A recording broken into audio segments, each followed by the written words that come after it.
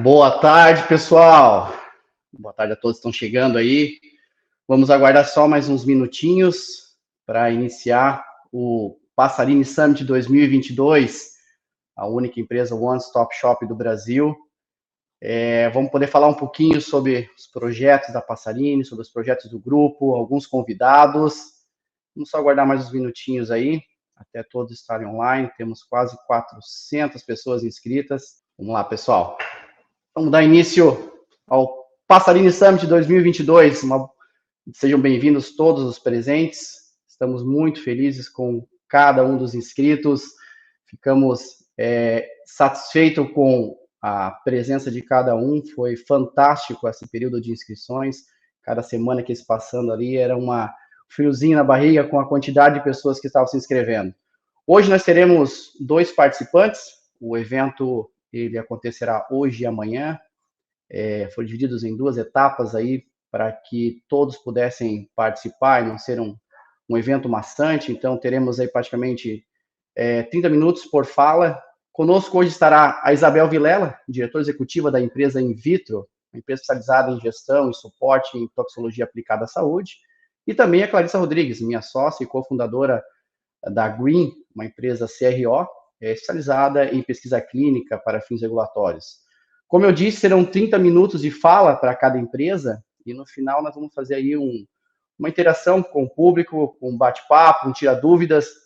Serão escolhidas uma pergunta para cada empresa, e se houver aí um pouquinho mais de tempo, de acordo com o que a minha direção for me passando aqui, nós vamos abrir para mais algumas perguntas. Pessoal, importante, vai ter um sorteio no final de 5 kits para os presentes, hoje e amanhã. Então, um total aí de 10 kits, tá? Então, não deixe, não saia do nosso Summit até o final. Continue aí. E como é que vai funcionar? Nós vamos disponibilizar um formulário aqui no chat mesmo do YouTube. Então, quem está aí no YouTube já vai receber o link aí do formulário. Preencha o formulário, tá? Ele vai estar ativo só até as 18 horas, pessoal. Exclusivo para quem fica até o final das apresentações. Tá? Como forma aí de a gente agradecer a essas quase 400 inscrições de que nós tivemos. É um kit fantástico, ele foi montado com muito carinho pela nossa equipe de marketing. Então, temos itens de cada uma das marcas presentes e dos nossos convidados. O resultado desse sorteio vai ser divulgado nas redes sociais amanhã, pela manhã. O nosso time de marketing já vai entrar em contato com cada um dos ganhadores. Boa sorte a todos que se inscreveram. Estou recebendo algumas perguntas aqui, já estão perguntando se vai ficar gravado, tá? Pessoal, não temos essa informação ainda. A princípio, não vai ficar gravado. O que eu recebi da direção é que vai ter um PDF, um resumo aí, tá? Para todos os inscritos, inclusive com as perguntas, tá? Eu vou ler aqui uma pergunta para cada um, mas todas as perguntas serão respondidas e vão ser colocadas aí no PDF, no resumão que vai ter aí, feito pela nossa equipe de marketing junto com a nossa equipe técnica, tá? Você que chegou a hora, está chegando agora para assistir, tá? O link, entrando no link nas nossas redes sociais, ainda não fez a inscrição, pessoal.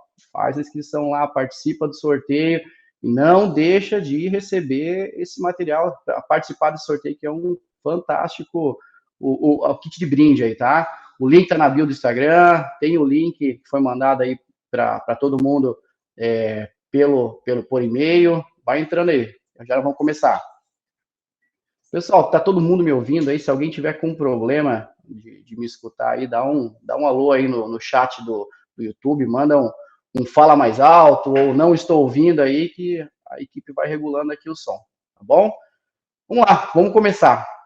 Então, quem começa hoje conosco é a Isabel Vilela, diretor executivo da empresa Invitro, né? Suporte e gestão em toxicologia.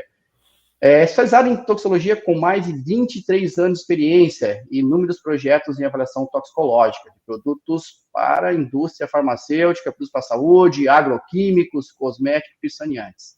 Isabel, seja bem-vinda aí. Primeiramente, obrigado por aceitar nosso convite. Temos muitas dúvidas aí para ser esclarecida. Eu, particularmente, sou uma das pessoas que sou um curioso da área em que você atua, né? A entrada da Green no Passarini Group foi recente, então para nós é muita novidade em relação à área em que vocês atuam já há tanto tempo. A Isabel vai apresentar para a gente alguns requisitos regulatórios científicos, né, atuais para a questão de avaliação e segurança de dispositivos médicos. Temos aí uma RDC, que é a 546, que rege aí as atividades em que a Isabel vai conversar conosco. Isabel, para começar, eu te pergunto, o que é a avaliação biológica de dispositivos médicos? O que engloba esse tema de avaliação biológica? Boa tarde, fica à vontade. Boa tarde, Lucas. Muito obrigada pelo convite. Para mim e para a In-Vitro é um prazer estar fazendo parte desse evento. A gente já trabalha com a Clarissa há algum tempo. E deixa eu começar a compartilhar a minha apresentação. E quanto à tua pergunta, Lucas, já vai ser uma das primeiras coisas que eu vou responder durante a apresentação. O pessoal fica muito na dúvida, avaliação biológica, biocompatibilidade, na verdade a gente faz a avaliação biológica para entender a biocompatibilidade do produto, para entender se o produto ele é biocompatível, se ele interage bem com as células ou com os fluidos. Aí, tá ótimo.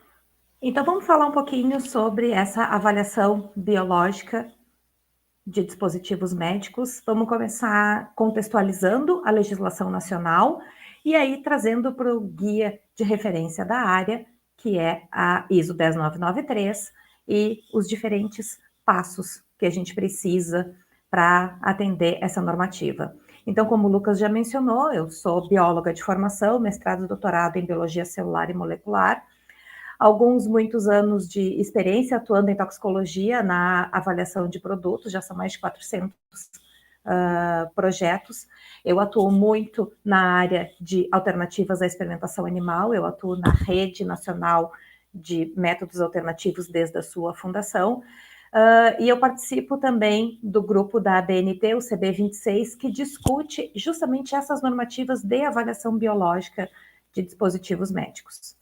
Então, como o Lucas mencionou, a RDC 546 de 2021, ela traz duas questões muito importantes no artigo 13, que a seleção dos materiais utilizados particularmente deve ser focada particularmente quanto à toxicidade desses produtos e que a compatibilidade dos materiais com os tecidos biológicos, células ou fluidos corporais deve ser avaliada. E isso quer dizer o quê? Que a gente precisa entender a biocompatibilidade do produto, ou seja, a compatibilidade do material que está sendo utilizado no dispositivo médico com tecidos e órgãos vivos. Então, isso precisa ser avaliada e não pode provocar nenhum tipo de efeito nocivo ou reação imunológica.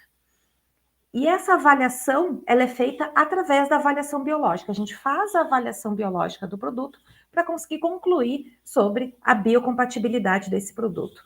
E esse processo de avaliação biológica, ele vai ser regido pela ISO 10993, que é a ISO específica para avaliação biológica de dispositivos médicos. A ISO 10993, ela é uma grande família de normas, certo? A 10993, a primeira delas, ela fala dessa avaliação dentro de um gerenciamento de risco. Então, a gente diz que ela é a coluna vertebral dessa série de normas. Ela rege como a avaliação biológica vai acontecer e todas as outras normativas, elas vão dar suporte para etapas específicas, para momentos específicos deste processo de avaliação biológica. A ISO 10993, ela foi revisada em 2018. Na versão anterior, ela tinha o formato de um checklist, onde a gente olhava qual é o tipo de contato, o tempo de contato, e se fazia um checklist dos ensaios a serem realizados. E se tinha pouca compreensão sobre o real efeito biológico dos materiais. A partir da versão de 2018, se passou a trabalhar isso dentro de um processo de avaliação de risco. Então, a gente precisa entender os componentes, o processo de fabricação, as embalagens, uso clínico, histórico, dados de literatura, para entender qual é o real potencial tóxico, ou qual é o real biocompatibilidade desse produto. Então, a gente tem uma compreensão muito maior dos materiais. Esse é um processo que é basicamente não clínico ou pré-clínico. Isso quer dizer o quê? Que essa avaliação ela vai se basear em ensaios in silico, ou seja, predições em computador, em químico, ou seja, somente com componentes químicos, in vitro, em culturas de células ou culturas de tecidos, ou in vivo, que são ensaios em animais não humanos. Mas é claro que sempre que existem dados clínicos a respeito de produtos similares ou dos componentes desse produto, eles vão ser considerados. Ah, mas por que se é uma etapa não clínica a gente considera dados clínicos? Porque se esse dado clínico ele já existe, como a gente diz em toxicologia, ele é o nosso dado na espécie-alvo, porque no final a gente está avaliando a biocompatibilidade para humanos. Então, se a gente tem dados em humanos, a gente precisa e a gente deve aproveitar esses dados dentro desse processo de avaliação biológica. A gente pode dividir em 3 etapas essa avaliação biológica. A elaboração do plano de avaliação biológica, a execução de ensaios para avaliação biológica e a elaboração do relatório de avaliação biológica. Essa etapa do plano, a gente vai entender qual é a configuração, o tamanho, a geometria, o uso pretendido, a frequência de uso desse produto, a composição, vai se avaliar a composição qual e quantitativa do produto, ou seja, tudo que vai dentro daquele produto, todos os químicos que entram para a fabricação desse dispositivo médico, a caracterização físico-química, o processo de fabricação, se ele está incorporando algum tipo de composto químico, a embalagem, especialmente a embalagem primária do produto, se ela pode liberar algum tipo de contaminante químico, a história de uso clínico, a literatura científica, então tudo isso vai ser considerado e vai ser avaliado. E essa informação sobre o uso pretendido e a frequência de uso, ela segue sendo muito importante, porque é a partir daqui que a gente vai fazer a caracterização do produto, que a gente vai caracterizar esse produto. E o que isso quer dizer? Dentro da ISO 10993, a gente tem uma grande tabela que separa os produtos em categorias. Pelo tipo de contato com a pele, então se ele vai ser um dispositivo de contato superficial, se ele vai ser de comunicação externa ou se ele é um implante, como é esse contato, se é numa pele íntegra, se é numa membrana, se é numa pele superfície comprometida, e o tempo de duração. E por que isso é importante? Porque isso vai nos dizer quais são os desfechos toxicológicos importantes para serem avaliados. Se a gente olhar com cautela essa tabela, a gente vai ver que a única coluna que está marcada com um xizinho, ou seja, que é de avaliação obrigatória, é a caracterização físico-química do produto, ou seja, a gente entender exatamente o que tem e o que é liberado ao longo do tempo deste nosso produto. Ela é a única que é obrigatória. Todas as outras colunas, todos os desfechos toxicológicos, eles não são obrigatórios a gente realizar o ensaio, mas eles são obrigatórios de serem avaliados. E o que isso quer dizer? Durante o meu processo de avaliação biológica, eu preciso considerar todos os desfechos referentes à classe do meu produto e ao tempo, ao tipo de contato do meu produto, ao tempo de duração e a frequência de duração dessa exposição, eu vou precisar considerar e abordar durante a minha avaliação biológica. Dependendo do produto, eu posso já ter informações suficientes sobre a citotoxicidade, sobre a sensibilização. Então, eu não preciso obrigatoriamente fazer o teste, mas eu preciso abordar e aí eu vou justificar o porquê que eu já tenho informações suficientes e eu já consigo concluir sobre esse efeito. Certo? Então, essa tabela, ela já existia anteriormente, ela está um pouquinho diferente nessa última versão da norma, e ela nos diz que a gente obrigatoriamente precisa caracterizar o nosso produto, a gente precisa abordar os desfechos referentes ao uso do nosso produto, e precisa sempre avaliar e justificar quando não vão ser feitos ensaios e fazer um embasamento robusto desses dados. A norma da família 10993, que vai falar sobre a caracterização desses materiais, é a 10993-18.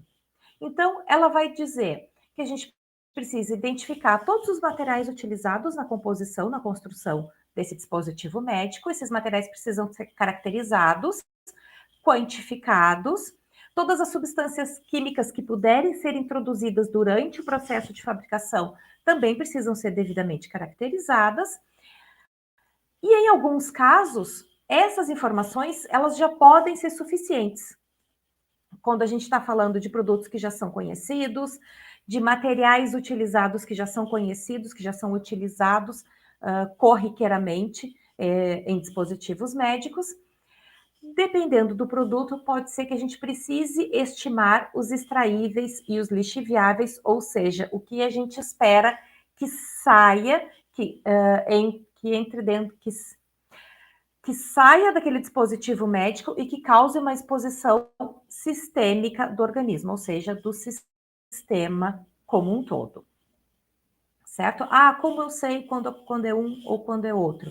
A gente precisa iniciar este planejamento, entender quais são esses componentes, fazer a avaliação desses componentes para saber se com essas informações a gente já tem informação suficiente ou se a gente vai precisar detalhar mais e chegar a fazer uma avaliação de extraíveis e lixiviáveis.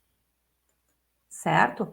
Então, a caracterização, ela começa com estabelecer a configuração e caracterização do produto, a consideração do processo de fabricação, entender estudo histórico clínico desses produtos, e se estabelecer um pior caso de exposição, ou seja, ok, eu já sei o que tem dentro desse produto, mas eu preciso entender ao quanto um indivíduo vai estar exposto de tudo isso que tem dentro de todos esses químicos que tem dentro desse dispositivo médico.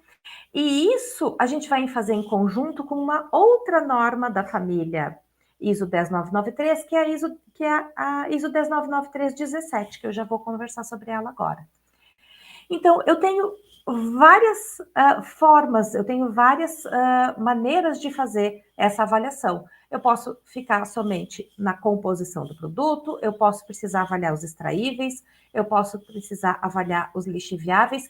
São todas abordagens disponíveis, mas não são obrigatórias. Isso vai depender do tipo de produto. Se eu estiver falando do implante, é bem possível que eu precise entender mais os lixiviáveis e os extraíveis. Se eu tiver componentes tóxicos que eu já conheça, que eu já tenha indicativo de toxicidade, vai ser importante eu ter essa informação também. Então, junto com essa avaliação da 1099318, a gente trabalha a 1099317. Essa norma, ela era chamada de avaliação de extraíveis e lixiviáveis, mas agora essa norma está sendo reformulada, ela já está numa versão de draft final, e ela é a avaliação do risco toxicológico de constituintes dos dispositivos médicos. Então, qual é o conceito básico dessa norma? Então, se entende que a probabilidade de que um efeito adverso ocorra, ela vai ser estimada a partir da gente conhecer a disponibilidade de componentes tóxicos, ou seja, todos os componentes que tem dentro do dispositivo médico, a gente vai entender se eles têm um potencial tóxico associado ou não, e entender a dose-resposta desse produto, ou seja, a partir de que dose esse produto ele é uma preocupação, a partir de que dose ele vai ocasionar um efeito tóxico. Isso quer dizer o quê? Essa norma, ela traz uma das grandes bases da toxicologia, que é entender o risco. O risco dentro da toxicologia, o risco toxicológico, ele é o perigo vezes a exposição. Por que isso? Porque eu preciso que esse produto represente um perigo e eu preciso ter uma exposição a esse produto dentro da dose que representa o perigo. Então, eu preciso ter as duas coisas.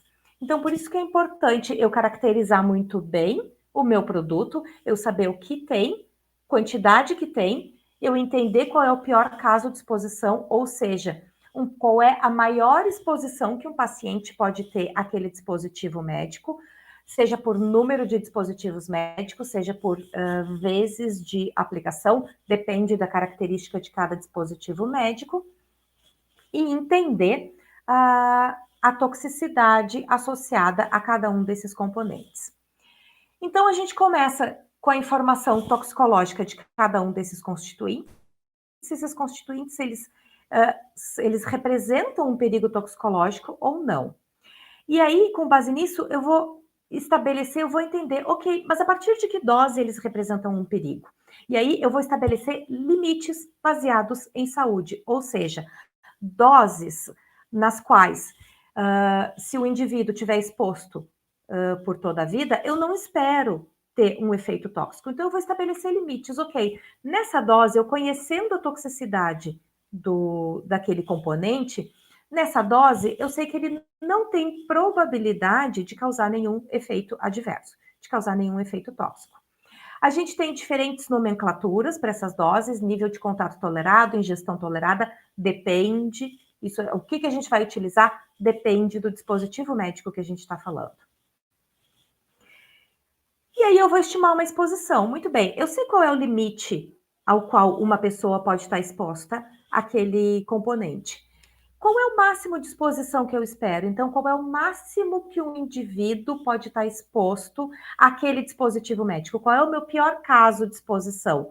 Quantos dispositivos podem ser aplicados simultaneamente? Quantas vezes eu posso aplicar aquele dispositivo médico?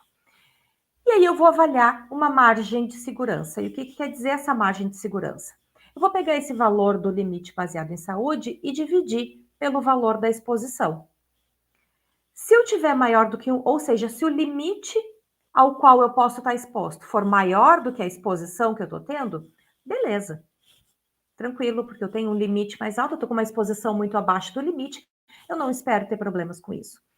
Agora, se a minha margem de segurança for maior do que 1, isso quer dizer o quê? Que eu tenho uma estimativa de exposição muito maior, for menor do que 1, desculpa, que eu tenho uma estimativa de exposição maior do que o meu limite de segurança, aí eu espero ter um problema, certo? Em que momento a gente faz toda essa avaliação? A gente faz durante essa elaboração do plano. Então, durante esse momento do plano, a gente precisa da caracterização do produto, a gente precisa conduzir em paralelo essa avaliação toxicológica dos componentes do produto, e ainda por cima a gente vai considerar todas as questões do processo, se já existe histórico de uso clínico, se eu tenho dados com produtos similares, para quê? Porque daí eu vou compreender de todos os ângulos dos componentes isolados e do produto como um todo, se eu consigo justificar com essas informações que eu tenho a biocompatibilidade e a ausência de risco de exposição a esse dispositivo médico, certo? E isso a gente vai fazer com uma revisão exaustiva de literatura dos componentes e do dispositivo médico como um todo. E como eu sei se essa revisão de literatura foi suficiente para embasar essa minha avaliação biológica, eu vou avaliar as informações que eu tenho com as informações que eu preciso. Eu consegui responder a todos esses desfechos, eu consegui fechar minha avaliação toxicológica, eu consegui responder todos os desfechos de avaliação biológica? Se sim, beleza, eu consigo suportar. Se não, a gente precisa definir o que precisa ser complementado. A minha caracterização química estava o suficiente? Eu preciso detalhar mais a minha caracterização química? Eu preciso responder algum desfecho toxicológico? Se eu não preciso, eu vou justificar dentro do meu plano. E se eu preciso, eu vou incluir um racional científico. E eu vou passar para a próxima fase, que é a execução dos ensaios. Então, nesse momento de planejamento, é um momento de sentar, fazer revisão robusta de literatura, avaliar e entender todas as informações que eu tenho sobre os componentes, sobre a caracterização química, sobre produtos similares, sobre o próprio produto, se eu já tenho informações e ensaios sobre ele, sentar e avaliar todas essas informações. E aí elaborando um racional científico bem embasado e justificado, eu vou dizer, ok, eu ainda preciso responder questões sobre a biocompatibilidade, eu preciso executar ensaios, porque eu não consigo embasar a biocompatibilidade do meu produto com as informações que eu tenho, ou não, eu consigo embasar com as informações que eu tenho, certo? Se eu não consigo embasar, se depois, após o plano eu concluo, ok, mas eu ainda preciso de mais informações para conseguir embasar a segurança desse produto, para conseguir embasar que esse produto é biocompatível. Aí a gente passa para a etapa de execução dos ensaios, onde precisa ser definido o desenho experimental de cada um dos ensaios, o ensaio vai ser realizado e vai ser interpretado, certo? São muitos desfechos toxicológicos previstos, como a gente viu naquela tabelinha ali, e para cada um deles, a gente vai ter uma normativa específica. A primeira normativa a gente já mencionou, é a 10.993/18, então a composição, a minha avaliação da composição não foi suficiente, eu vou precisar entender os lixiviáveis, eu vou precisar entender os extraíveis. Os lixiviáveis, eles podem ser mais relevantes do ponto de vista biológico, mas os extraíveis, eles vão dar uma informação bastante robusta. E isso precisa ser feito de acordo com os preceitos da 10.993/18. A gente não pode ficar restrito aos métodos de extração previstos na ISO 10.993/12, porque se ela é uma norma feita para extração, ela é uma norma feita para extração, para condução do ensaio biológico, não para avaliação e caracterização físico-química. Então, é muito, muito importante que cada norma seja aplicada, que cada norma seja aplicada para o que foi validada, para o que ela é destinada. São várias normas da família 10.993, falando sobre citotoxicidade, sobre irritação, sensibilização dérmica, e a Amanda vai abordar mais sobre a condução desses estudos amanhã, certo? Mas cada desfecho toxicológico tem a norma dizendo o que se precisa fazer, quais são os ensaios e qual é a forma de conduzir esse ensaio que precisa ser realizado para se responder essa pergunta, para se embasar a segurança dentro deste desfecho toxicológico. E aí uma pergunta que é muito recorrente é: quando é que eu posso utilizar as NAMs, que são as novas abordagens metodológicas, ou como a gente chamava, os métodos alternativos à experimentação animal, ou quando eu preciso aplicar o método clássico em animais, certo? Então, quando a gente fala em NAMs, que é a forma correta da gente abordar os que a gente chamava antigamente de métodos alternativos à experimentação animal. Por que a gente agora trabalha com NANS? Por que é importante a gente se referir como NANS? Porque elas não são uma metodologia, mas ela é uma abordagem, é uma combinação de metodologias utilizada para prover informações sobre o perigo, avaliar riscos de agentes químicos, sempre evitando o uso de animais intactos. As NAMs, elas vieram para ficar, elas são abordagens mais preditivas do ponto de vista da toxicidade para humanos, porque elas são pensadas em humanos, elas são pensadas no desfecho toxicológico em humanos. Certo? Então, elas podem ser metodologias in vitro, em químico ou em sílico. E no Brasil, a gente já tem um longo tempo de desenvolvimento e de amadurecimento da legislação focada nas NAMs. Então, a grande virada de chave começou em 2008, com a Lei Arouca, que regulou a utilização de animais para uso em pesquisa no Brasil. E a partir de 2014, o CONSEA começou a aprovar métodos alternativos no Brasil. Então, a gente já tem vários métodos alternativos que são aprovados pelo CONSEA no Brasil. E a partir de 2015, a Anvisa disse: se o CONSEA aprova, a Anvisa vai aceitar.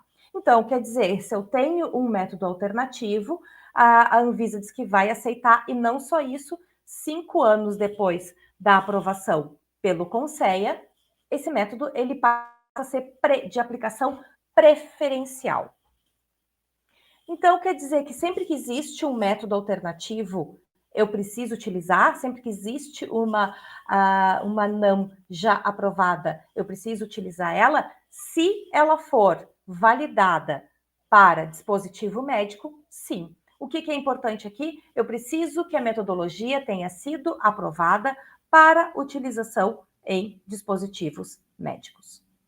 Executamos todos os ensaios? Perfeito. Então, a gente vai passar para a parte de interpretação dos dados e conclusão, que é o momento que a gente vai elaborar o relatório de avaliação biológica. Então, esse relatório, ele precisa conter a caracterização e descrição do produto, o resumo da estratégia que foi utilizada nessa avaliação, a descrição e análise crítica de todos os dados da literatura que foram utilizados, o resultado dos ensaios realizados, quando foram realizados ensaios, a justificativa para não realização de ensaios, o resumo e avaliação de todos os dados toxicológicos utilizados para embasar o relatório, e uma conclusão sobre a avaliação biológica. E isso quer dizer o quê? O relatório ele precisa trazer uma conclusão. O produto é biocompatível ou ele não é biocompatível. Precisa incluir um racional científico e precisa ser elaborado com um especialista que saiba fazer essa interpretação, por um toxicologista que consiga fazer a interpretação destes resultados. Considerações finais. É fundamental conhecer a constituição quantitativa do produto, incluindo eventuais impurezas e contaminantes do processo de fabricação. Todo o processo de avaliação começa com uma revisão dos dados existentes, com se entender as informações que nós já temos. Quando permanecem dúvidas sobre a segurança do produto para desfechos toxicológicos, é necessária a execução de ensaios. É um processo científico, não um checklist, e essa avaliação deve ser realizada sempre por profissionais capacitados e experientes. Muito obrigada pela atenção e eu fico à disposição. Temos várias perguntas aqui para a Isabel. Vamos até o final aí esclarecer todas as dúvidas e como foi dito no começo aí, teremos uma pergunta respondida pela Isabel. Isabel, muito obrigado, foi um prazer ter você conosco. E só relembrando, pessoal, temos o sorteio, não esqueça que ao final vamos liberar um link para sorteio aqui no chat do YouTube. Vamos precisar preencher o formulário aí para participar.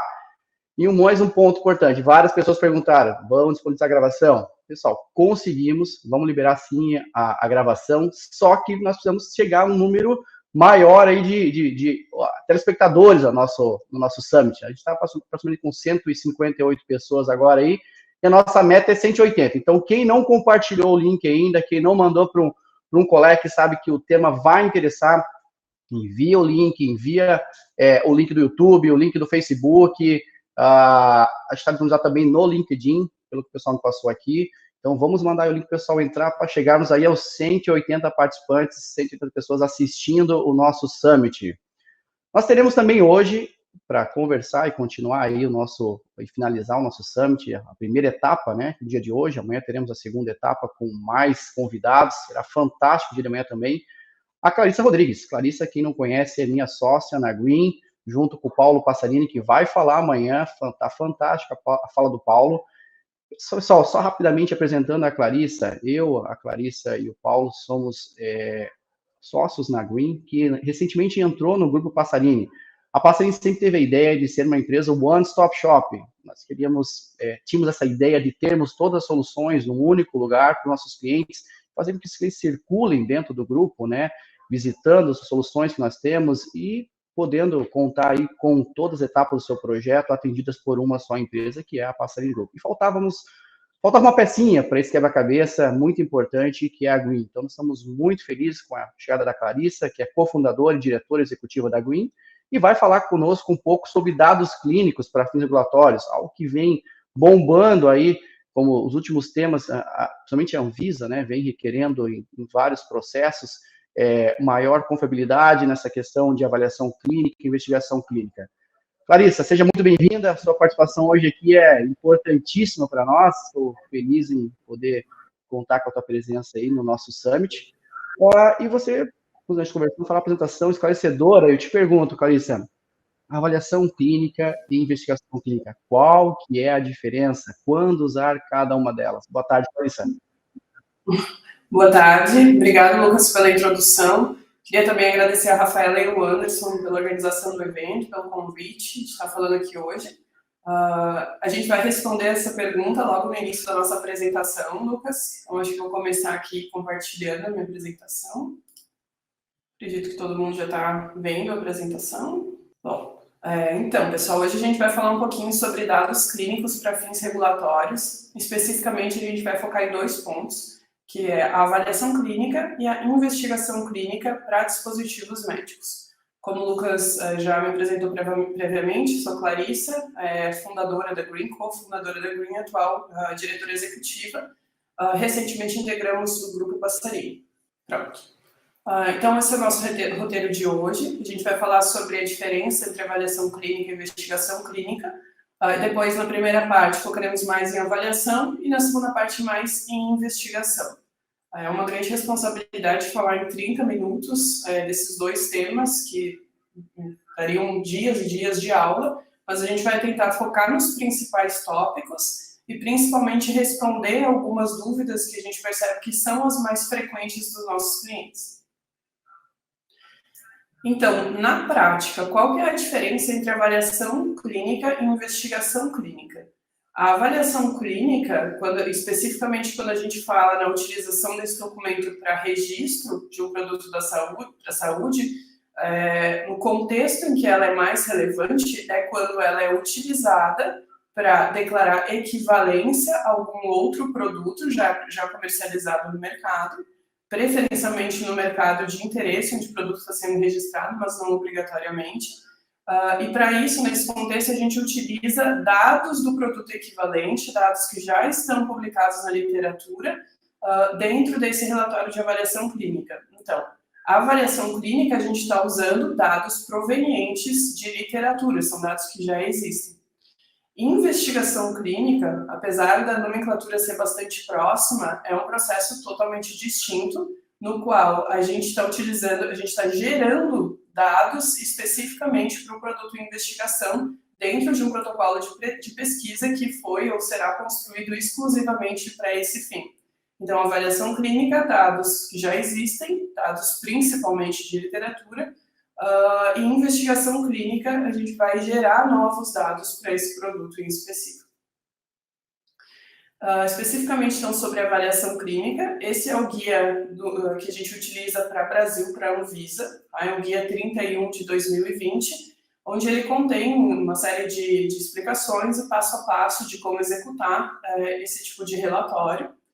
E internacionalmente a gente tem o MEDEV 2.7/1, a revisão 4, que já é um documento mais antigo, inclusive ele é citado na norma 31 da Anvisa, no guia 31 da Anvisa, como um dos documentos mais relevantes. Na prática, a gente costuma utilizar os 2 documentos de forma concomitante. Obviamente, quando a gente faz relatório de avaliação clínica para a Anvisa, a gente busca seguir todo o passo a passo do manual do guia 31, mas a gente sempre recorre ao MEDEV para alguns pontos em específicos. Então, é bastante interessante mesmo para empresas que estejam atuando aí só no mercado nacional. É muito interessante o conhecimento das 2 normas. Uma pergunta frequente: os guias contêm todas as informações? Na verdade, não. Tá?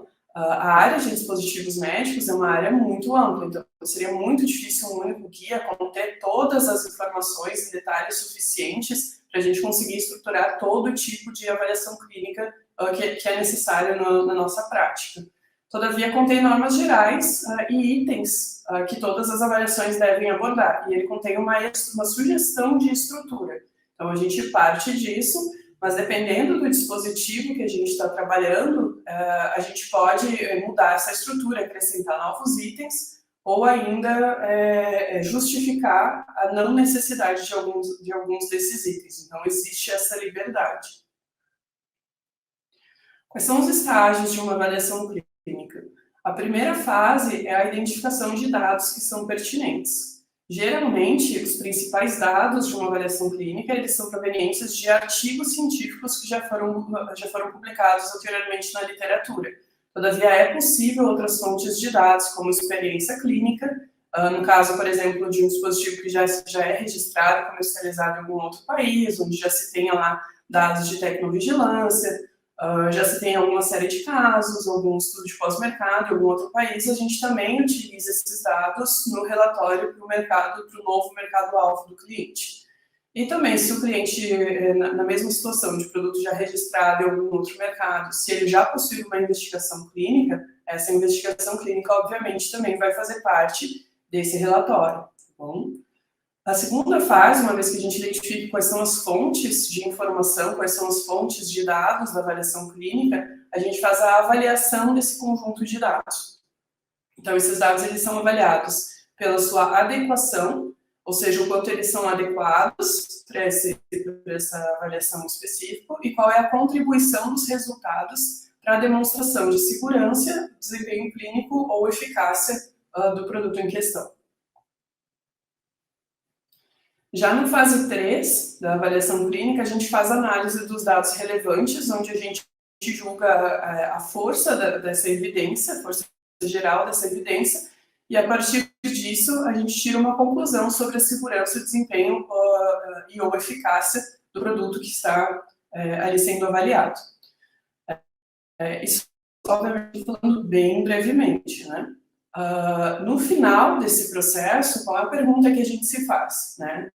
A avaliação, a evidência clínica que a gente avaliou, que a gente conseguiu ter acesso, ela é suficiente para declarar conformidade com os requisitos essenciais? Se sim, ou seja, se eu tenho dados robustos o suficientes para declarar conformidade, então eu produzo meu relatório de avaliação clínica e se tudo estiver correto, provavelmente eu vou obter o meu registro com base na avaliação clínica. Se não, vão ser necessários gerar novos dados clínicos, geralmente por meio de uma investigação clínica. Na Green, especificamente, a gente fala muito de ter a validação científica de todo esse processo de avaliação clínica, né? Não é porque é um processo feito com base em literatura que a gente não precise ter uma validação científica, um método científico para executar esse tipo de serviço. Então, a gente precisa se preocupar com transparência, com reprodutibilidade de sucesso, do processo, em conduzir adequadamente buscas na literatura, em ter um processo adequado de seleção de estudos e também um processo adequado para avaliação de risco de viés dos estudos que são incluídos. A gente vai falar agora brevemente sobre isso. Quando a gente fala em validação científica, o que a gente entende que se aproxima mais do processo que é proposto pelos guias de avaliação clínica seria a metodologia de revisão sistemática e meta-análise, tá? Essa é uma metodologia que estabelece normas ou regras, ou pelo menos sugestões, de como a gente deve executar buscas na literatura, de forma que isso seja transparente, que não tenha viés nesse processo, como a gente executa as buscas, como a gente seleciona os estudos e como a gente reporta esses resultados. Para quem tiver mais interesse em entender um pouco mais desse processo e unir esse material também com tudo que já está exposto nos guias, a gente sugere esse website, que é do Equator Network. Ele não fala somente sobre isso, ele é um site que reúne diversos guias de como reportar estudos científicos, e especificamente, aqui onde está a setinha, a gente vai encontrar os guias de revisão sistemática e meta-análise, especificamente o guia que a gente usa é o Prisma. Também é bastante interessante conhecer a Cochrane Collaboration, que é uma instituição internacional que é a principal referência mundial em normas para revisão sistemática e meta-análise. Eles contêm um handbook, que é o Cochrane Handbook for Systematic Reviews of Interventions, onde a gente vai conseguir ali identificar em detalhes todo o processo de como se deve fazer busca, como se planeja esse tipo de metodologia científica para ser implementado. Então, esses são processos que a gente costuma utilizar nas nossas avaliações clínicas. O que a gente percebe, né, das agências reguladoras? Que até 5 a 10 anos atrás, esse processo era muito mais simples, né? Então, bastava selecionar alguns poucos estudos da literatura, sem muito método para isso, sem muito método para avaliação da qualidade desses estudos, e isso já servia como evidência. Atualmente, não. Atualmente, a gente percebe um rigor muito maior, uma avaliação muito mais criteriosa e metodológica do que a gente está apresentando. Então, nós acreditamos fortemente que esse tipo de metodologia vai passar a ser exigido cada vez mais. Brevemente vou falar sobre alguns pontos que são importantes, mas a critério de cada empresa começar a pensar se realmente os processos internos estão adequados. Quando a gente fala, por exemplo, em busca de literatura, não basta a gente buscar no Google Scholar, com termos aleatórios. Existe uma estratégia, existe um método específico para fazer buscas em literatura. Geralmente, a gente começa com termos que a gente chama de match terms, que são termos do PubMed, e a gente também une alguns outros termos por meio de operadores booleanos. Eu vou mostrar um exemplo sobre isso.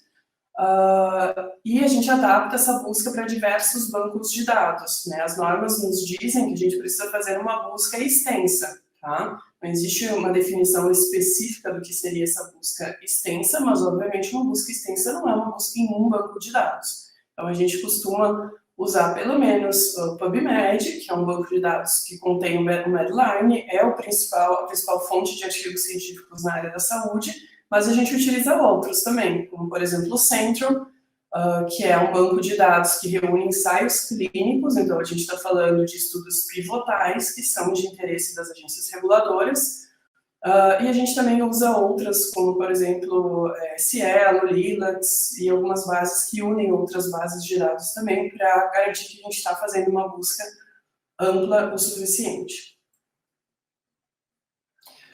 É sempre importante lembrar que a busca ela deve ser ampla, e exaustiva, mas ela deve ser diretamente relacionada ao dispositivo e às indicações de uso, tá? Então não basta, por exemplo, se eu estou pesquisando ácido hialurônico, usar o termo ácido hialurônico e aqueles artigos que eu identificar, colocar dentro da minha avaliação clínica.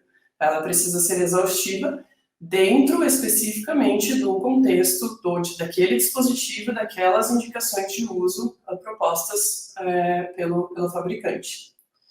A seleção dos termos ela é feita em blocos de termos, tá? Então, acho que fica mais fácil mostrar aqui no exemplo.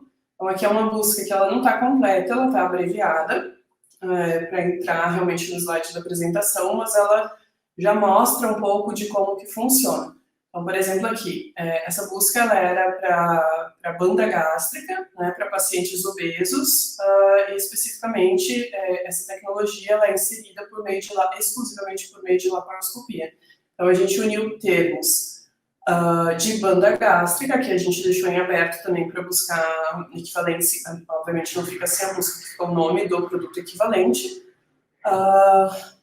termos relacionados à obesidade e também termos relacionados à laparoscopia, tá? E aqui são filtros que a gente utiliza em cada banco de dados, essa busca seria para a PubMed, mas são filtros que a gente utiliza para identificar esse termo dentro de um local específico dos artigos científicos, tá? Então, existe uma série de filtros que podem ser operados, e operadores booleanos são esses AND e OR, que basicamente define como que esses termos vão se relacionar dentro dessa busca.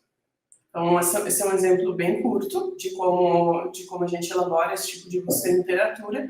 Na prática, a gente pode chegar a buscas de quase uma página, até mesmo mais, dependendo do caso que a gente estiver trabalhando. Para a seleção dos estudos, é importante que sejam definidos critérios de elegibilidade. Então, eu não posso simplesmente sair selecionando os estudos e, na medida que eu for vendo eles, eu identificar se eles são relevantes ou não. Preciso ter critérios estabelecidos previamente para isso, a tal ponto que permita qualquer pessoa que vá avaliar aqueles artigos que faça a mesma seleção que eu for fazer. Tá? Então, esses critérios precisam ser claros, suficientes, para que qualquer avaliador seja capaz de selecionar aquele estudo da mesma forma. E a gente pode fazer isso tanto por meio de alguns softwares, como por meio de planilhas construídas especificamente para esse fim. Falando um pouco sobre tipos de estudo, isso é algo muito importante, no sentido de que não basta apresentar qualquer estudo que eu identificar na literatura. Na área médica, a gente trabalha muito com essa pirâmide de evidência. Tá? Então, quanto mais para cima estiver o delineamento de pesquisa, maior é a confiança e a validade desse método e menor é a chance de erro. Ou seja, quanto mais para cima, melhor. Tá? Então, bem acima no topo, a gente tem a metodologia de revisão sistemática e meta-análise, que é justamente a metodologia que a gente utiliza para executar as avaliações clínicas. Só que, óbvio, ela é uma metodologia que está reunindo dados que já existem. Tá? Quando a gente fala em métodos que diretamente vão coletar dados de pacientes, o método que existe de maior confiança e validade e menor chance de erro são os ensaios clínicos randomizados. Tá? E lá embaixo na pirâmide ficam as opiniões de especialistas. É muito frequente ainda a gente conversar com algumas empresas que têm ainda o hábito de utilizar apenas opiniões de especialistas. A gente sabe que até alguns anos atrás isso tinha um valor muito maior nesse tipo de relatório, né, nesse tipo de procedimento. Todavia, observando a pirâmide de evidência, a gente vê que realmente isso não tem nenhum valor científico. Tá? Pode ter, obviamente tem um valor dentro de alguns contextos específicos, mas cientificamente falando, a opinião de um ou dois especialistas não representa algo válido. Tá? Então a gente vai buscar métodos que tenham maior confiança e maior validade. Entre ensaios clínicos randomizados e opiniões de especialistas, existe uma série de outros delineamentos, como estudos de corte, caso controle, transversais, entre outros, cada um com seu valor específico. Tá? Então, nessa apresentação mais rápida, a mensagem que eu quero deixar é que a gente precisa utilizar métodos específicos para conduzir protocolos de avaliação clínica, preferencialmente metodologias de revisão sistemática e meta-análise ou muito aproximadas a essas metodologias, e o tipo de estudo que a gente vai querer incluir são estudos também de maior confiança e validade, em especial ensaios clínicos randomizados, tá? E que a opinião de especialistas, cientificamente falando, não tem valor.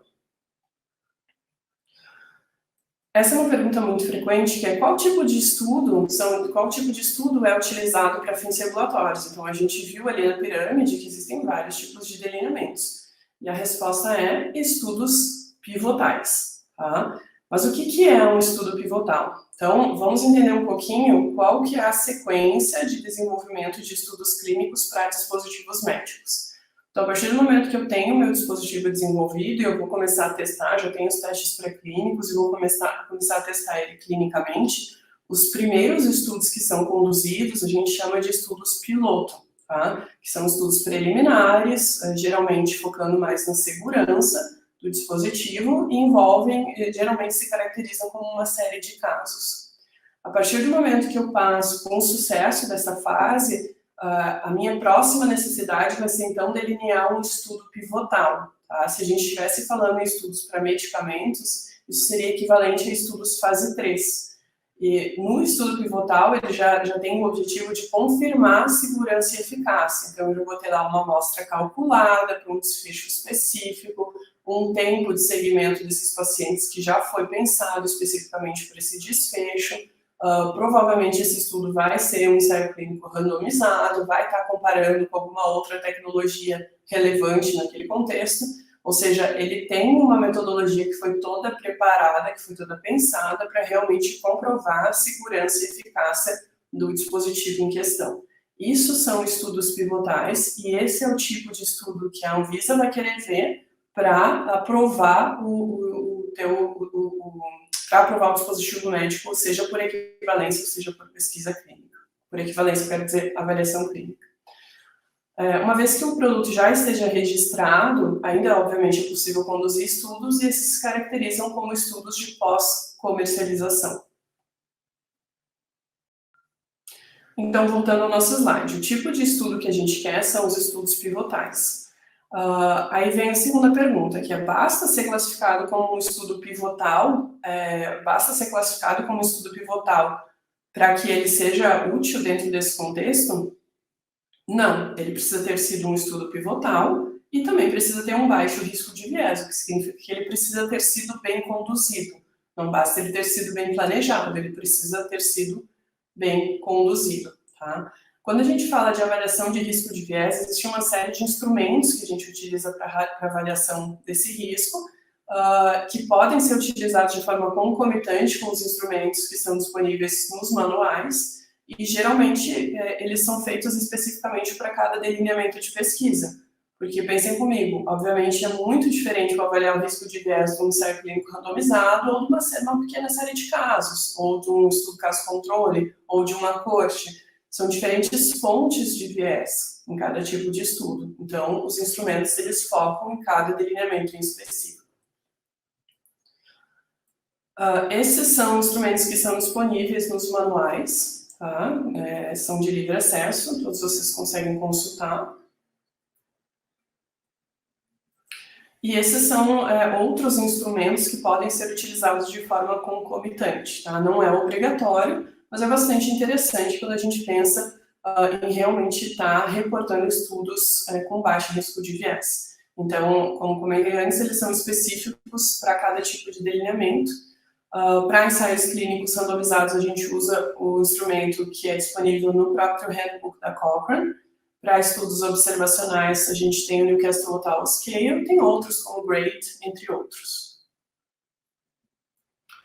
A gente falou até agora de dados de avaliação clínica e de dados provenientes de literatura, tá? Mas é possível utilizar outros tipos de dados, como a gente comentou antes, dentro do nosso relatório de avaliação clínica. Um exemplo são os dados de pós-mercado do próprio produto em outros países, como a gente falou. Nesse caso, a gente sugere sempre atentar para a qualidade desses dados, como eles foram gerados. Sempre é interessante que a gente exija protocolo de pesquisa, aprovação em comitê de ética, relatórios parciais e totais, entre outros, e preferencialmente que esse estudo tenha sido conduzido em conformidade com as boas práticas clínicas, em específico com a ISO 14155. Outros dados que podem ser incluídos são alertas de tecnovigilância e também dados pré-clínicos que auxiliem nessa demonstração da adequação do produto e na equivalência com outros dispositivos. Aí vem novamente a pergunta, né? Quando a gente finaliza esse processo, essa evidência ela é suficiente, então, proveniente de todas essas fontes, ela foi suficiente para declarar conformidade? Eu consegui identificar dados, preferencialmente de estudos pivotais, do meu dispositivo equivalente para cada indicação de uso, estudos com baixo risco de viés, com boa qualidade. Se eu tenho toda essa informação, provavelmente eu vou conseguir o meu registro somente pela elaboração de uma avaliação clínica. Quando a gente fala somente, porque realmente são processos totalmente distintos. Quando a gente fala em uma avaliação clínica, a gente vai estar conduzindo todo esse processo, às vezes até em tempo inferior a 2 ou 3 semanas, mas a gente sempre pede de 4 a 6 semanas para executar esse tipo de serviço. E quando a gente fala de um estudo clínico, a gente pode estar falando de alguns poucos anos de condução desse estudo, dependendo do dispositivo, dependendo do tempo que a gente vai ter que seguir esses pacientes para avaliação de segurança e eficácia. Então, obviamente que os custos também são totalmente diferentes, mas é importante, o que eu queria deixar de mensagem é que são realmente processos totalmente distintos. Tá? Na prática, então, por onde eu começo? Quando eu tenho meu dispositivo e eu quero saber, será que eu vou registrar ele por avaliação clínica ou será que eu vou precisar de uma pesquisa clínica? O que a gente sugere?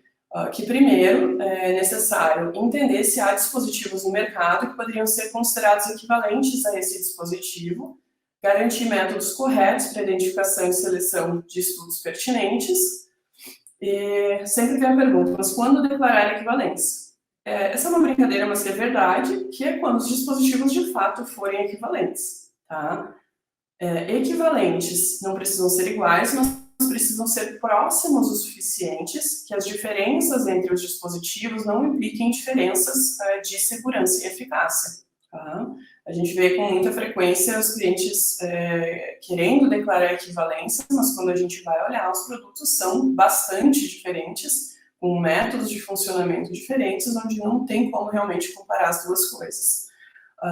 Então, considerando que se eu tiver um produto equivalente com dados em literatura, eu vou poder passar por um processo de 4 a 6 semanas de execução desse relatório, com custos muito inferiores, e se eu não tiver, eu vou ter que provavelmente ir para um outro caminho, uma outra rota para aquisição de dados clínicos, que é uma pesquisa. É muito interessante que eu já tenha esse conhecimento desde a fase de planejamento, desde a fase de projeto, de planejamento desse dispositivo. É necessário que o dispositivo equivalente, como a gente comentou antes, tenha dados disponíveis em todas as indicações de uso que eu também estou propondo para o meu dispositivo. Tá? Mais uma vez, então, só reforçando como são as principais dúvidas, né, o que são esses estudos pivotais, que a gente tanto fala. Então, são estudos delineados para comprovar segurança e eficácia, equivalentes a estudos fase 3 conduzidos com fármacos, geralmente são ensaios clínicos randomizados. Essa é uma outra pergunta frequente, que é quantos estudos eu preciso incluir na minha avaliação clínica, e a resposta é que não existe, na verdade, essa resposta de quantos estudos precisam ser incluídos. Isso é muito mais ligado à qualidade dos estudos, né, se esses estudos são ou não pivotais, se esses estudos são ou não de um produto que eu realmente posso considerar equivalente ao meu, do que a um número específico de estudos. Então, vale muito mais eu ter 3 estudos pivotais, por exemplo, bem delineados, exatamente de um produto que realmente é equivalente ao meu, do que eu ter 15 séries de casos ou estudos que são de produtos que não são tão comparáveis ao meu. Tá? Então, é muito mais relacionado à qualidade do que eu estou apresentando, do que o número de estudos que eu estou apresentando nessa avaliação. Outra pergunta, como escolher um dispositivo para ser equivalente ao meu? Como a gente comentou antes, o equivalente ele não precisa ser igual, mas as diferenças elas precisam ser pequenas o suficientes que não impactem diferenças, que não impactem, na verdade, a segurança e eficácia do dispositivo.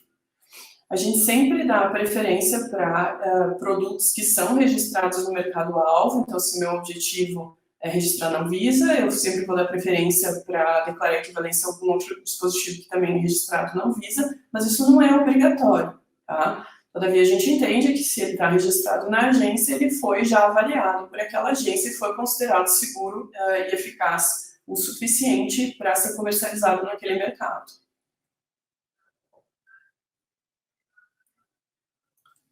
Então, aqui eu acho que estava repetido, então, começando agora a segunda parte, que é a de investigação clínica. Eu queria começar essa parte falando sobre termos, tá? Para quem já vem do universo mais de pesquisa, ou universo mais acadêmico, essa nomenclatura ela é muito simples e a gente utiliza muito no dia a dia. Quando a gente conversa mais com clientes que não têm ainda toda essa experiência em investigação clínica, a gente vê muita utilização de nomenclatura incorreta. Tá? Então, quais são os termos corretos? Né? Termos corretos são investigação clínica, pesquisa clínica, ensaio clínico, estudo clínico.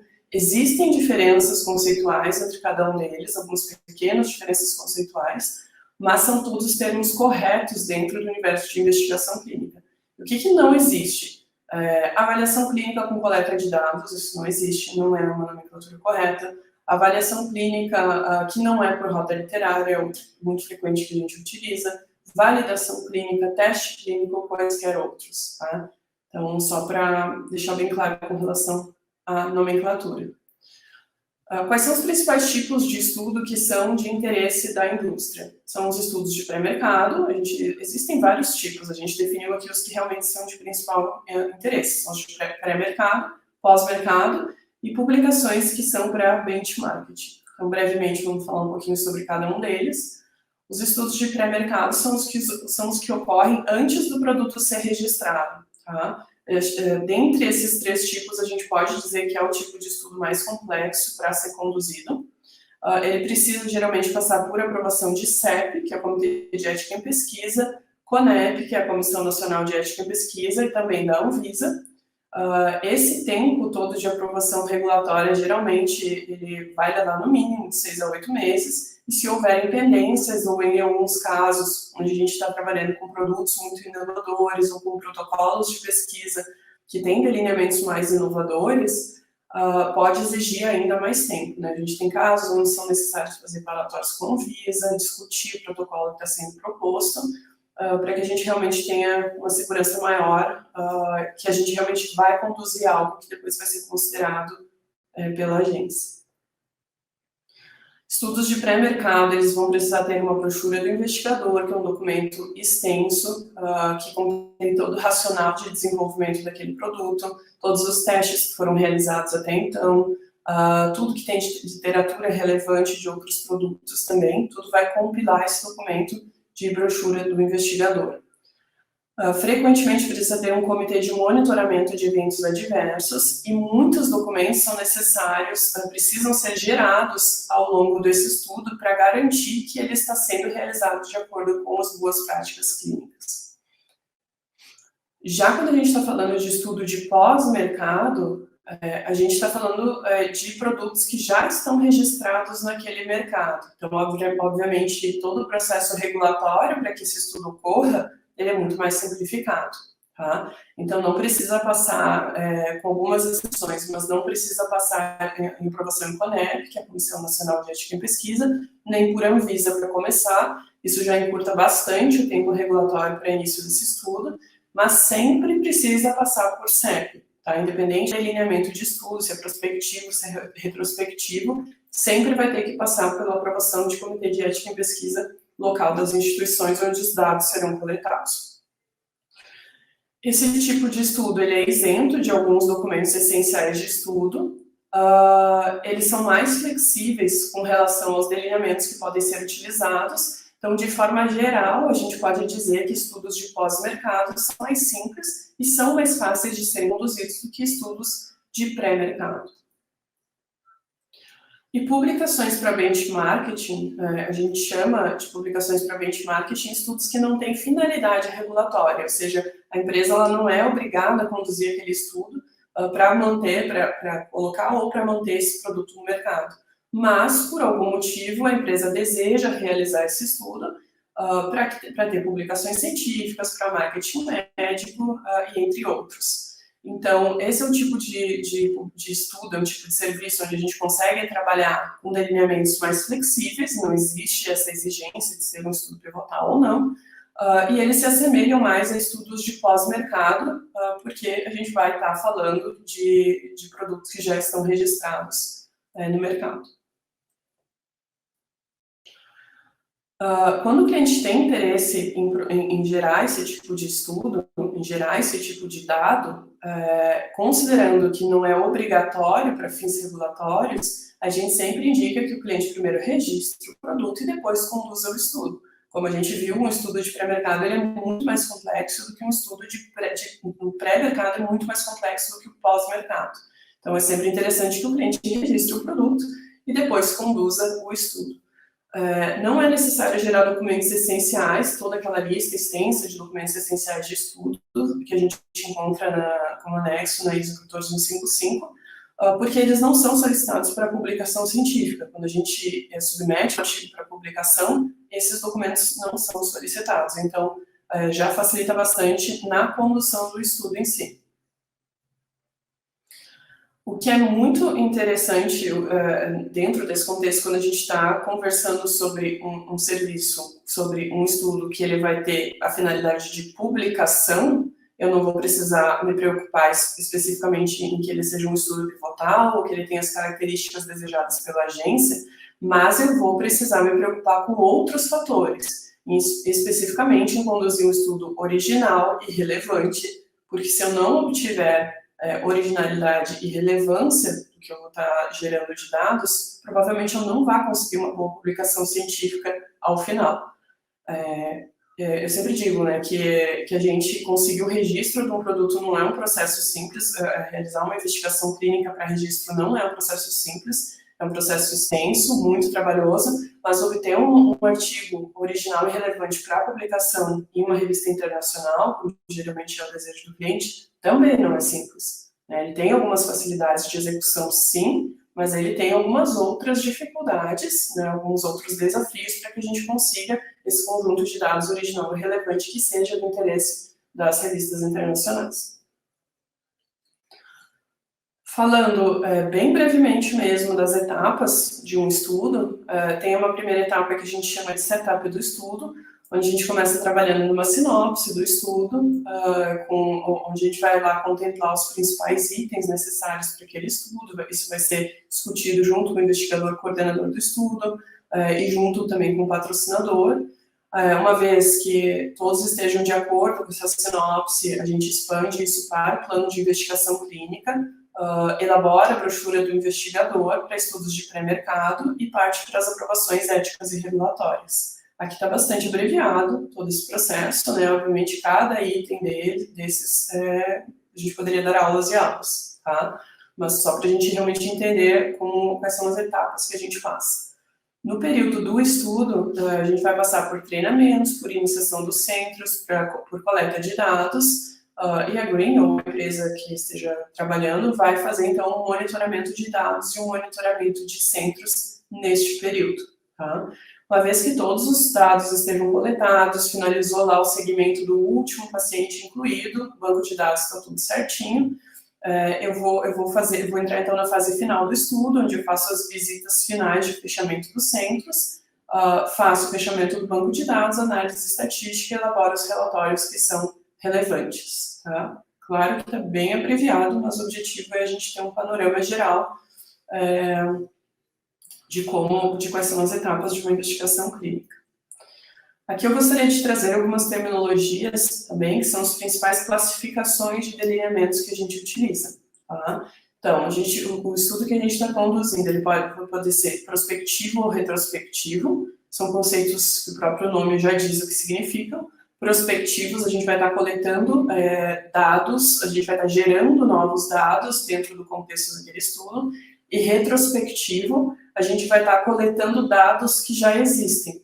Vejam que isso é diferente do processo que a gente falou antes, de coleta de dados em literatura, que a gente não está falando de dados de literatura, a gente está falando de dados de pacientes. Tá? Então, é possível ter uma investigação clínica retrospectiva, e nesse caso a gente vai estar coletando dados de pacientes, mas são dados pré-existentes. Os estudos podem ser intervencionais ou observacionais. Intervencionais é quando o paciente ele é submetido a uma intervenção dentro do contexto daquele estudo. São sempre estudos prospectivos, seria impossível conduzir um estudo intervencional retrospectivo pelo próprio conceito das nomenclaturas. E os estudos também podem ser observacionais, na qual a intervenção ou o procedimento está ocorrendo na prática clínica real, por exemplo, fazer um estudo observacional de cirurgia cardíaca. Os procedimentos de cirurgia eles não são especificamente para o meu estudo, eles estão ocorrendo na prática clínica hospitalar, e a minha equipe vai até lá e vai coletar os dados daqueles procedimentos que estão ocorrendo. Então, a gente observa o que ocorre na prática clínica real, coleta esses dados. Outra classificação, então os estudos eles podem ser prospectivos, retrospectivos, intervencionais, observacionais e especificamente com relação a delineamentos, os principais, que a gente até já viu antes lá na pirâmide, vão ser os ensaios clínicos randomizados, as cortes, caso controle, os transversais e as séries de caso. Devido ao tempo curto que a gente tem, eu não vou entrar especificamente em cada um deles hoje, mas acho que todo mundo já conseguiu entender que a menina dos olhos, que a gente sempre tem, principalmente quando a gente fala em estudos regulatórios, são os ensaios clínicos randomizados e são os estudos pivotais. Aqui, novamente, né, para a gente relembrar o que a gente já viu antes lá nas avaliações clínicas, onde que esses estudos se classificam dentro do desenvolvimento de dados clínicos para dispositivos médicos. Então, são estudos para comprovação de segurança e eficácia. Novamente, aqui a nossa pirâmide agora, que a gente já passou por toda a explicação, para a gente entender como que esses delineamentos se classificam. Então, meta-análises lá em cima, logo abaixo, os ensaios clínicos randomizados, que são os estudos pivotais. Depois a gente vai ter essa série de delineamentos, e lá embaixo, a opinião de especialistas. Aqui é importante eles têm, vamos gerar dados com maior confiança e validade, mas existem alguns contextos específicos em que não é possível conduzir esse tipo de estudo. Tá? Então, são contextos onde eu vou precisar conduzir um caso controle, por exemplo, ou porque é impossível, ou porque é antiético conduzir um ensaio clínico randomizado. Falando um pouquinho sobre os stakeholders, ou seja, as partes envolvidas em uma investigação clínica. Aqui é um mínimo de partes, né? Existem muitas outras partes que podem e geralmente estão envolvidas, mas no mínimo a gente vai ter um patrocinador, vai ter uma CRO, que é a empresa responsável por garantir que o estudo está acontecendo dentro das normas para o mercado em específico, ou para aquele dispositivo em específico, enfim. A gente vai ter um centro de pesquisa, que é onde os dados serão coletados, geralmente a gente tem mais de um, e a gente vai ter um investigador principal, tá? Que vai ser médico ou dentista, enfim, dependendo do contexto, responsável pela parte clínica daquele protocolo dentro do centro de pesquisa. Então, esses são os mínimos atores que a gente vai ter. Tá? Então, a gente às vezes conversa com os clientes que ainda estão perdidos nessa estrutura, né? Ou que busca CRO, entendendo que os dados são coletados pela própria CRO, e não é assim. Tá? Então, é necessário que tenham todos esses atores. A gente vai ter o patrocinador, vai ter a CRO, que vai estar trabalhando com o patrocinador, vai estar monitorando esse estudo, mas os dados serão coletados dentro de um centro de pesquisa, e a gente sempre vai ter um investigador principal vinculado ao centro de pesquisa. Então, o patrocinador geralmente é o detentor da tecnologia, mas não sempre, né? Podem haver algumas variações disso, e responsável financeiro pelo estudo. A CRO, no nosso caso, aqui está na apresentação da nossa empresa, colocamos a Green, garante que o estudo acontecerá conforme as normas necessárias. O centro de pesquisa ele recruta e segue os pacientes, realiza as intervenções e coleta os dados. O investigador principal ele vai ser o responsável clínico pelo estudo. E tem que ter um investigador principal para cada centro que está envolvido no estudo. Alguns conceitos que são importantes, então, aqui a gente tem o centro coordenador, que é o principal centro do estudo, pesquisador coordenador, que é o pesquisador que nos auxilia a definir os parâmetros clínicos para esse estudo. Vou passar um pouquinho rápido, porque eu acho que eu já estou estourando o meu tempo aqui. Em caso de estudos multicêntricos, cada centro vai ter um investigador principal, e o projeto ele precisa ser aprovado no CEP de todo ISO 14155, a gente já citou várias vezes, é a principal norma que a gente utiliza para estudos de dispositivos médicos. E a gente precisa sempre gerar os documentos essenciais de estudo, que são documentos que comprovam que a gente está de acordo com as boas práticas clínicas e com a ISO 14155. Então, rapidamente aqui para finalizar, pergunta frequente é quem pode ser o investigador principal do estudo. Ele tem que ser um investigador com experiência comprovada na área clínica em questão em pesquisa clínica, e que ele tenha pelo menos mestrado na área, preferencialmente doutorado. Tá? Na prática, a gente diz que ele precisa ter um mestrado mais publicações relevantes para mostrar realmente experiência, ou doutorado. Eu vou passar aqui rapidamente, pelo tempo.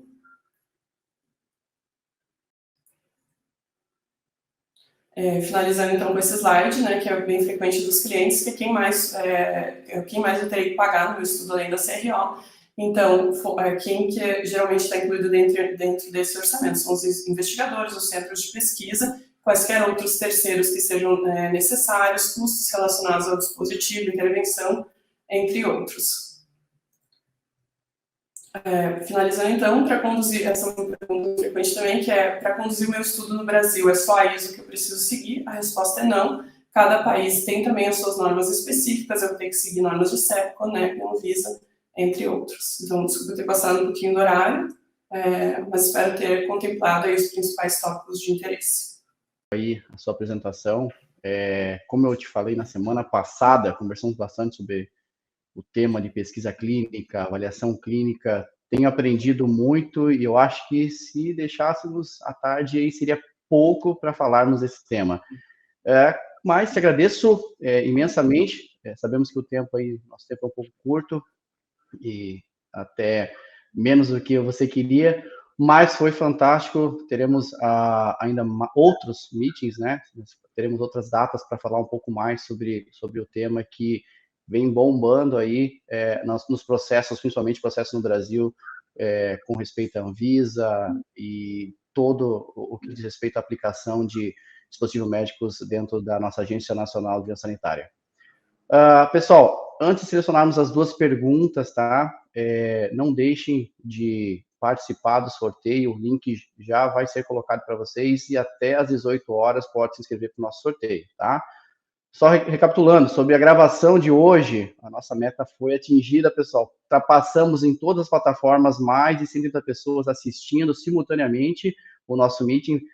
Fantástico o tanto que teve de engajamento no primeiro Summit da Passarini Group, que está sendo um sucesso aí. Os temas foram escolhidos com muito carinho, temas que são relevantes, porque o dia a dia nós estamos passando hoje no ambiente regulatório nacional. O Martin ele vai enviar o link para vocês e ainda amanhã cedo terá o sorteio, vai ser transmitido aí, você colocar nas redes sociais os ganhadores e vai haver o contato para vocês. Eu, particularmente, queria ganhar também, porque o kit ele é fantástico.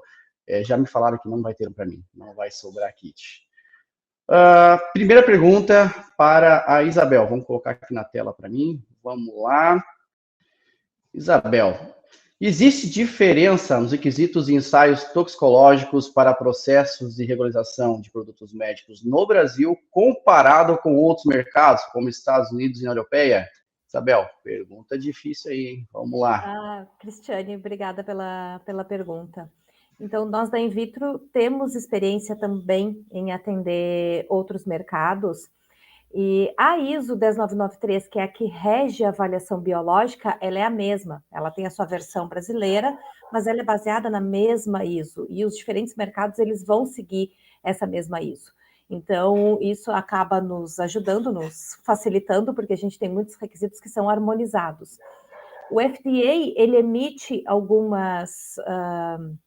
ele emite também a sua própria legislação, que é uma interpretação da ISO, que é especificando como a ISO deve ser, e pode ser aplicada, certo? Mas a base, o esqueleto, ele é a ISO 10993, certo?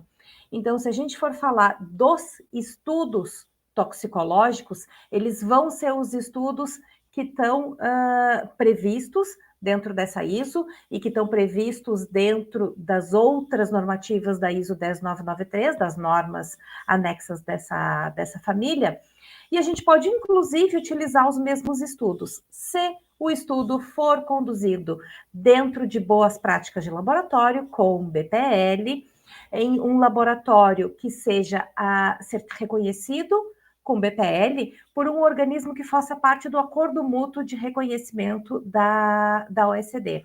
Aqui no Brasil, a CEGECR do Inmetro, ela faz parte desse acordo mútuo de reconhecimento.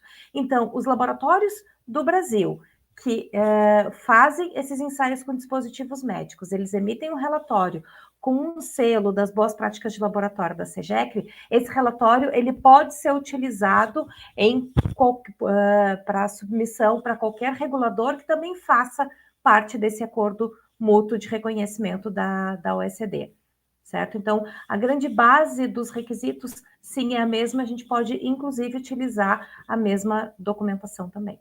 Obrigado, Isabel. Temos mais uma pergunta. Obrigada, Lu. Mais uma pergunta para a Clarissa. Essa pergunta aqui, também estou curioso pela resposta. Tive um deferimento recente de um produto classe 3 e a alegação foi que a avaliação clínica foi pobre, 3 artigos, e que não foi possível comprovar a equivalência. Qual a indicação nesse caso? Clarissa, vamos lá.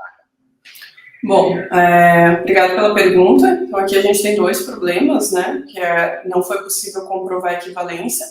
Então, por algum motivo, a Anvisa entendeu que os critérios apresentados lá na tua tabela de equivalência não foram suficientes. Então, vale aí uma avaliação de que, será que aumentando essa tabela, melhorando essa tabela de equivalência, eu conseguiria comprovar a equivalência, ou se realmente eles não são equivalentes.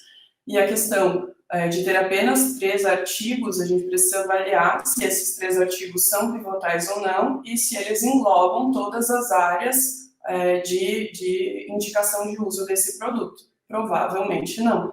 Né? Então, se a gente está falando de um produto que tem 4, 5 indicações de uso, eu vou precisar de estudos pivotais em cada uma dessas áreas.